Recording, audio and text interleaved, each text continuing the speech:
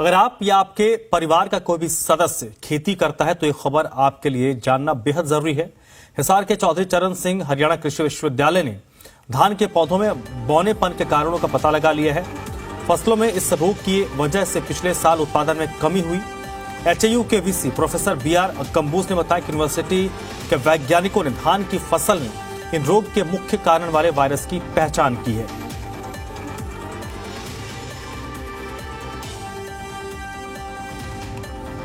अगर आप खरपतवार को लेकर सजग नहीं है तो ऐसे में अब सावधान होने की जरूरत है, क्योंकि पिछले साल जो धान की फसल में बौनेपन की शिकायत आई थी उससे संबंधित एक वायरस की पहचान की गई है।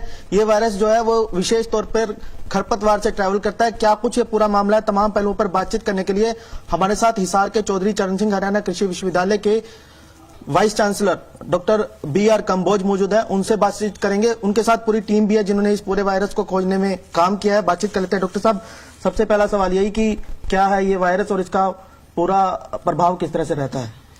देखिए, पिछले साल जो धान की फसल थी उसमें कई राज्यों में बौनेपन की समस्या आई थी, यानी कि जो उसकी बढ़वार है वो कम हुई थी। और इसके लिए जो वायरस का समूह है वो स्पाइनो विडे समूह के एक वायरस की पहचान की गई थी, जिसको कि हम साउदर्न राइस ब्लैक स्टीव्ड ड्वार्फ वायरस यानी कि SRBSDV के नाम से जानते हैं। एक वायरस को पहचाना गया था। अभी हमारे वैज्ञानिकों के द्वारा एक और वायरस जो कि राइस गाल ड्वार्फ वायरस यानी कि RGDV के नाम से जाना जाता है, वो भी पहचाना गया है। और ऐसा पाया गया है कि जिसकी पहचान पहले की गई थी साउदर्न ब्लैक राइस वायरस की, उसको जो पनपने पे वो पनप सकता है। पो अनवा एक वीड है, खरपतवार है, जो कि गेहूं की फसल में भी होता है, खास तौर से जहां पे नमी ज्यादा है।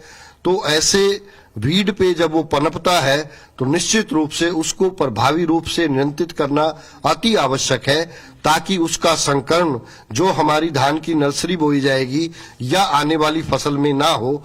इसीलिए इसकी पहचान की गई है कि इसका होस्ट क्या है जिस पे ये पनपता है, और उसको नियंत्रित करने के लिए हम जो दवाइयों का प्रयोग है या हाथ से निकालने की जो बात है वो अभी हमें पूरा करना पड़ेगा, ताकि इसके संकरण को हम आने वाली फसल में रोक सके। अच्छा डॉक्टर साहब, आपने एक सुझाव दिया किसानों को कुछ, उसमें ये भी आपने बताया कि अगेती और पचेती अगर धान की करते हैं तो उसमें भी इसका खतरा रह सकता है। उनको क्या सलाह देना चाहेंगे और वो क्या लॉजिक है? निश्चित रूप से कि जैसे हम धान की बिजाई जो रोपाई करते हैं वो हमारा 20 जून का समय है, तो निश्चित रूप से जो पौध की बिजाई है वो 25 मई के आसपास ही करें, यानी कि अगेती बिजाई ना करें।